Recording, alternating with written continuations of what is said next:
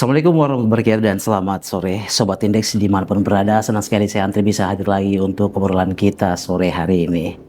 Hari ini saya kedatangan tamu istimewa, yaitu Ketua Prodi Program Dr. Pascasarjana UIN Palopo, Prof. Dr. Hadja Andi Sukmawati As'ad, SAG MPG.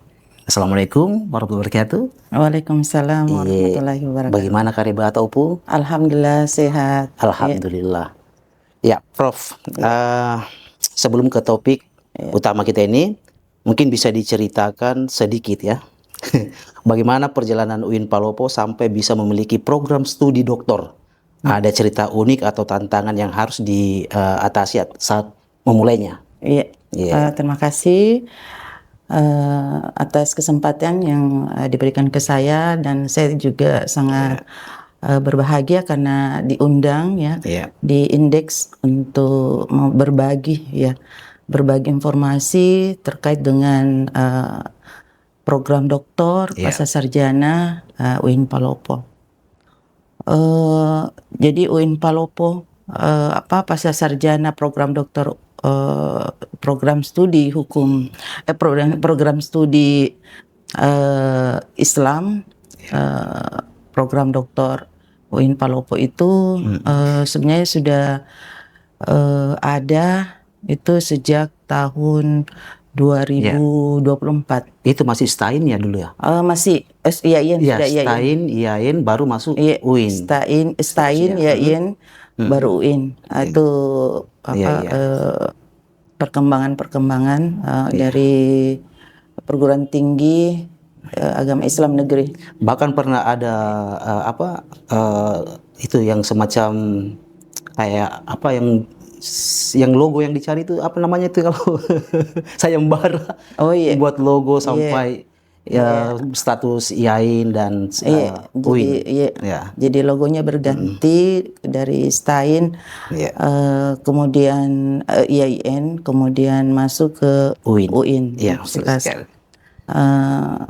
Jadi kembali ke pertanyaan tadi bahwa yang membuat kenapa kita bentuk program doktor di UIN Palopo, sekarang kan UIN itu karena animo masyarakat, utamanya yang S3, yang kita lihat banyak yang ingin melaksanakan pendidikan pada jenjang ini, program S3, sehingga pascasarjana dalam hal ini Pak Direktur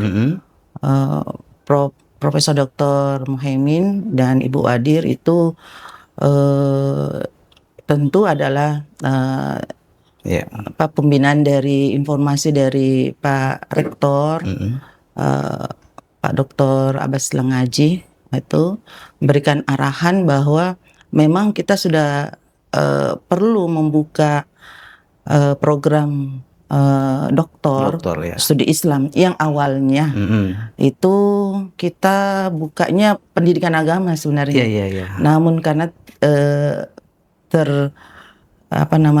terkendala dengan profesornya yang mungkin hanya baru satu waktu itu, Prof. Muhaimin, sehingga dari pusat memberikan arahan bahwa yang kita buka adalah studi Islam, supaya bisa merangkum semua konsentrasi yang ada. Jadi bukan saja pendidikan agama, tapi ada hukum Islam di dalamnya, ada komunikasi Islam, ada ekonomi dan sebagainya. Seperti itu. Kalau kita bicara tentang program doktor di daerah Luraya ini ya, UIN Palopo jadi salah satu yang ada. Menurut apa makna sebenarnya program ini bagi perkembangan pendidikan dan riset di wilayah ini? Jadi saya pikir ya bahwa masyarakat Palopo itu sangat butuh namanya kajian Islam.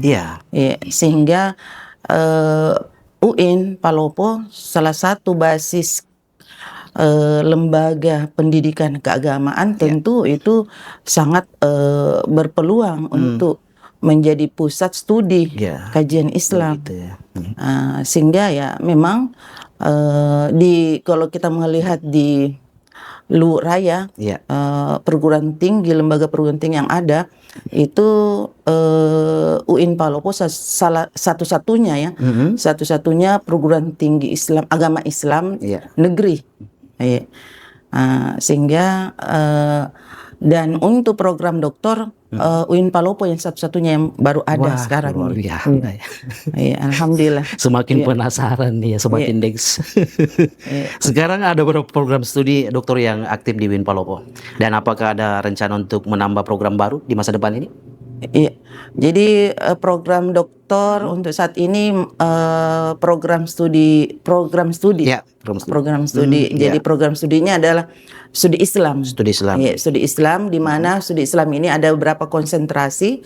Yang pertama konsentrasi pendidikan agama Islam, yang kedua konsentrasi hukum Islam, yang ketiga konsentrasi komunikasi Islam, dan yang keempat adalah ekonomi syariah. Untuk membuka program studi lain tentu sangat berpeluang. Berpeluang. Tentu kita melihat animo masyarakat ya. Harus kita berdasarkan kepada sejauh mana keinginan masyarakat untuk dapat membuka, sehingga kita bisa membuka program studi yang lain. Seperti itu. Kalau untuk saat ini dokter yang sedang aktif dan dari angka itu, apakah melihat tren minat yang meningkat atau ada hal yang perlu diperhatikan? Jadi program dokter ini alhamdulillah kami menerima sebanyak 17 mahasiswa, tentu dari berbagai latar belakang. Ada yang dari UIN itu sendiri, apakah dia sebagai dosen atau dia sebagai pegawai. Kemudian yang kedua itu dari kepolisian juga ada, kemudian dari hakim ya, kemudian ada juga dari dosen Unanda dan sebagainya. Prof, kan ini jumlah dosen dengan gelar profesor seringkali jadi indikator kualitas program. Berapa jumlah dosen profesor yang mengajar di program dokter kita? Dan bagaimana mereka berkontribusi ke proses belajar mengajar dan riset? Jadi jumlah profesor atau guru besar yang ada di UIN Palopo itu sebanyak untuk saat ini 10 orang. 10 orang ya. Dan masing-masing tentu sesuai dengan kualifikasi, keilmuan ya, kepakaran dosen tersebut. Nah, inilah yang dasar juga membuat sehingga kita membuat satu program doktor, karena guru besar kita sudah alhamdulillah sudah mencapai 10 orang. 10 orang. Nah, itu salah satu syarat untuk dibukanya program doktor. Begitu. Saya kira dan saya pikir tentu kompetensi kepakaran masing-masing profesor atau guru besar tersebut itu sangat mumpuni di bidangnya. Dari data yang ada ini ya, sebagian besar mahasiswa kita berasal dari alumni mana ya? Apakah banyak dari dalam negeri, luar negeri, atau lebih banyak dari perguruan tinggi lokal di Sulawesi? Jadi untuk saat ini kami masih dalam masyarakat yang ada di sekitar Palopo.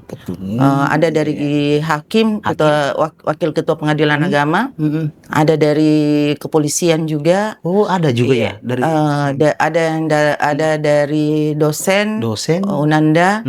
Ada juga beberapa dari IAIN UIN itu sendiri. Begitu. Alhamdulillah. Semakin menarik ini kebersamaan kita Sobat Indeks ya di Sapa atau Berolan sore hari ini. Ini semakin kita masuki pertanyaan tentang kelebihan atau keunikan dulu ini, Prof.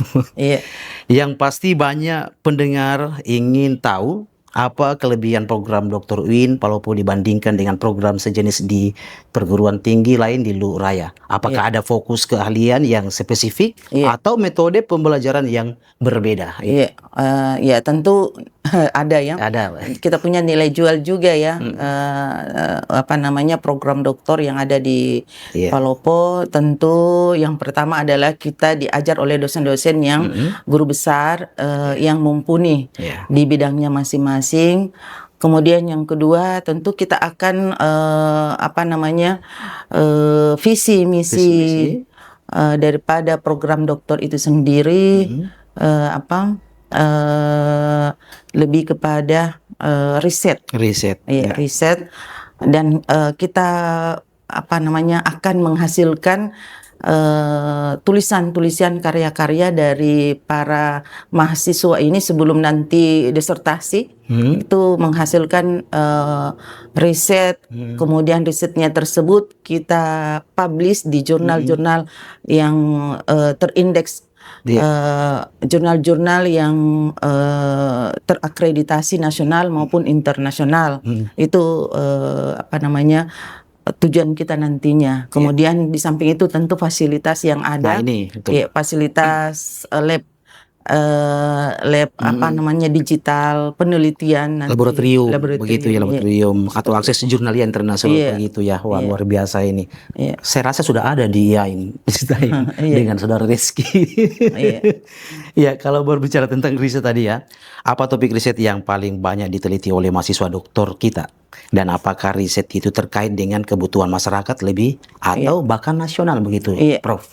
Tentu riset itu kita selalu mengambil isu-isu yang ada, yang terupdate di masyarakat, yang terkini, sehingga riset ini tentu akan memiliki kontribusi yang sangat besar sebagai solusi isu-isu yang ada di masyarakat.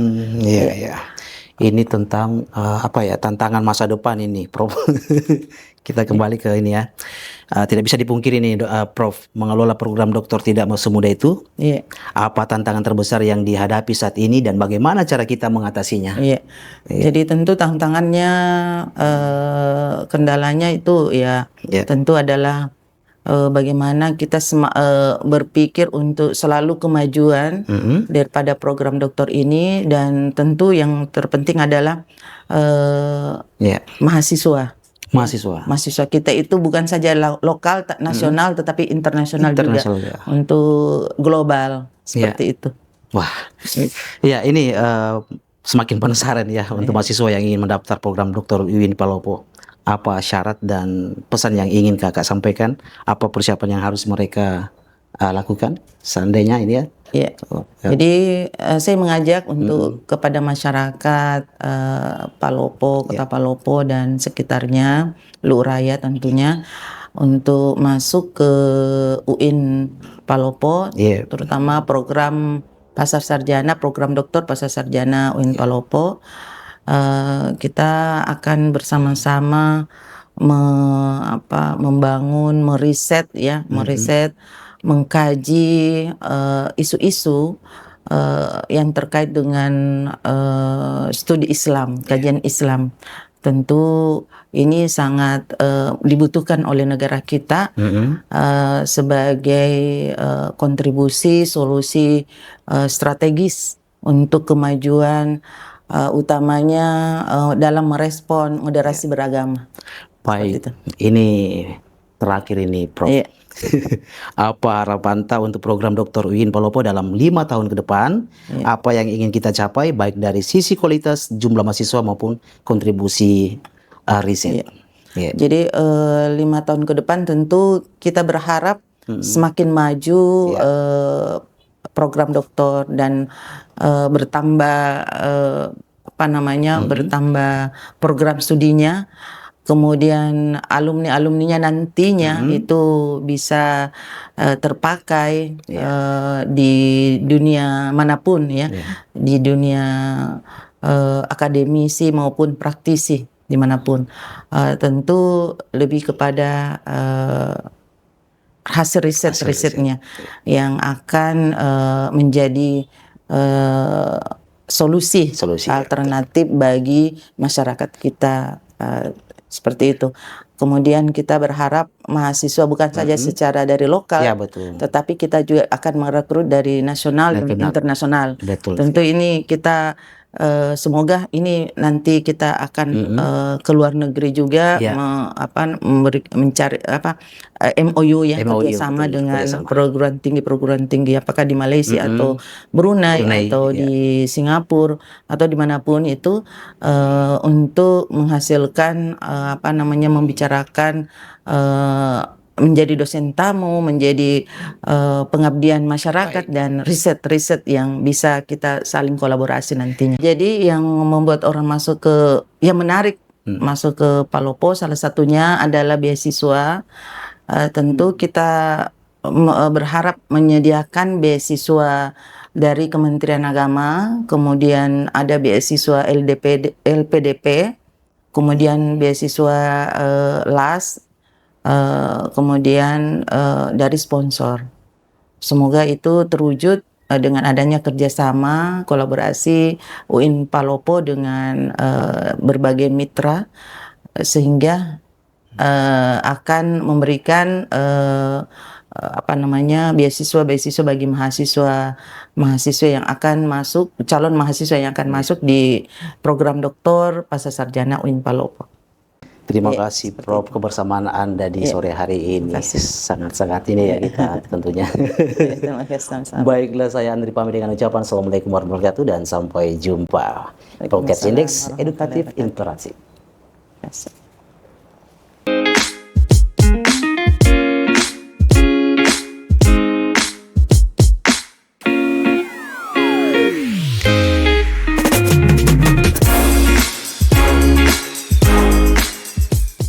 Subscribe channel YouTube Indeks Media dan dapatkan informasi menarik lainnya. Indeks Media, edukatif dan inspiratif.